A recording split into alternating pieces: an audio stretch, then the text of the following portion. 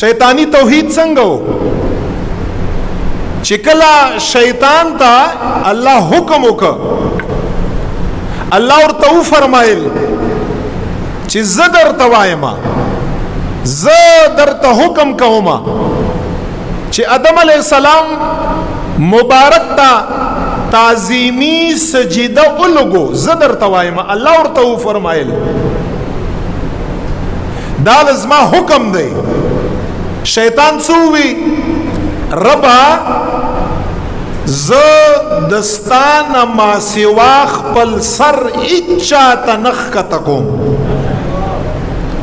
لکه مقصد دا دی چې ما تا سره دومره مینه ده چې زه دا خپل سر دستا د ذات نه علاوه هیڅ چاته نخ کته کوم.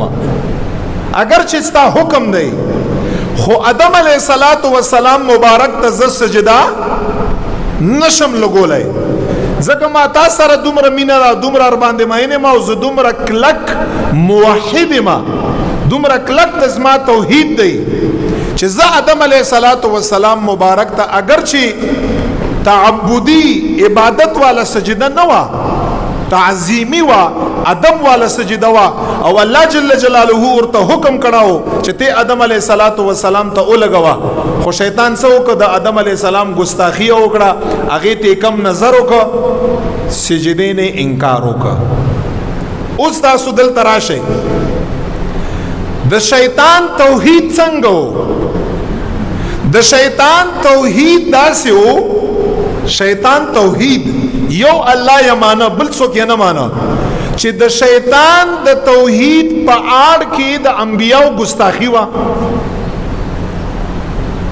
موحد وو، په توحید باندې قائم پاتې شو، بل چاته سر په تعظیم په طور باندې اگر چې د الله حکم او چاته سر ټیټ نه ک، خو د آدم علیه السلام ګستاخی وکړه، بے ادبی وکړه، هغه ته کم وکاته، باوجود د دې چې الله حکم او شیطان ته. اوس راشئ، آیا شیطان نه کلک موحد څوک شته؟ داسې توحید ما او تا منو لکه څنګه توحید چې د شیطان دی؟ التم د شیطان د توحید په آړ کې د انبیاو ګستاخی وا، ګوره د رب په نیز باندې مردود دی. الله ورته فرمایي چې اگر چې دا کومه خبره کوي دا د ذهن برابر ده، زمانه ما سوا شیطان هیڅ چاته نخ کته کیږي، هیڅ چاته سر نخ کته کی، هیڅ چاته سجده نه لګي. خدا توحید ما ته قابل قبول نه وي، او وجه یې دا ده چې د دغه توحید د وجه نه د آدم علیه السلام ګستاخی او بے ادبی وشوه. نو څه پته ولګی دا ځان پوه کړئ چې الله جل جلاله ته داسې توحیدم قابل قبول نه دی چې د هغې په ضمن کې داسې توحیدي چې د هغې په آړ کې د انبیاو ګستاخي. الله یې داسې توحید ما نه دی خوښ، بس چې ما درته ووي چې سجده ولګو آدم علیه السلام ته سجده. نو دا دې ته ویل کېږي شیطانی توحید.